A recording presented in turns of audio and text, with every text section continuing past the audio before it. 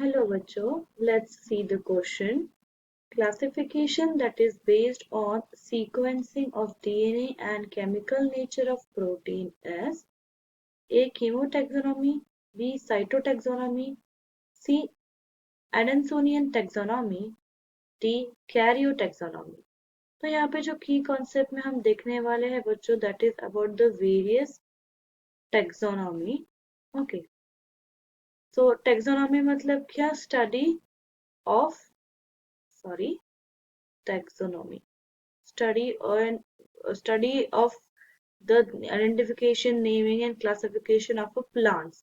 उनके बारे में जो स्टडी होगी उसको हम टेक्सोनॉमी करेंगे. तो बेसिकली टेक्सोनॉमी में होता क्या है? नो भी जो भी सिर्फ प्लांट्स ही नहीं, एनिमल्स भी होगा ऑफ कोर्स. जो भी स्पीशीज है उन स्पीशीज का आइडेंटिफिकेशन होगा, देन नॉमेनक्लेचर होगा, क्लासिफिकेशन होगा. करेक्ट, इन सारी चीजों को कहा जाता है टेक्सोनॉमी. तो बेसिकली यहाँ पे जो अलग अलग टेक्सोनॉमी दिए गए हैं, let's read them one by one ताकि हमको समझ में आ जाए. कीमो टेक्सोनॉमी जो फर्स्ट है, कीमो टेक्सोनॉमी मतलब it depends upon the similarities and dissimilarities between the biochemicals, similarities and dissimilarities of the organic compounds या फिर biochemical compounds जो होते हैं inside the cell, compounds which are present inside a particular cell या फिर particular organism भी हम बोल सकते हैं.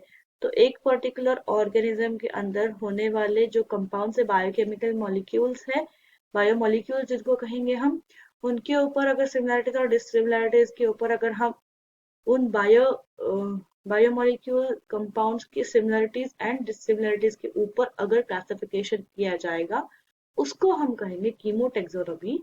तो यहाँ पे ये सही हो सकता है because we are talking about the DNA and protein जो कि बायोमॉलिक्यूल है. देन बी जो है कहता है cytotaxonomy.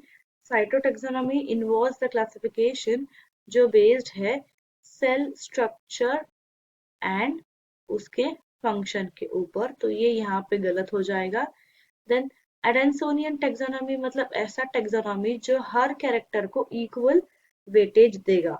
So this involves to give equal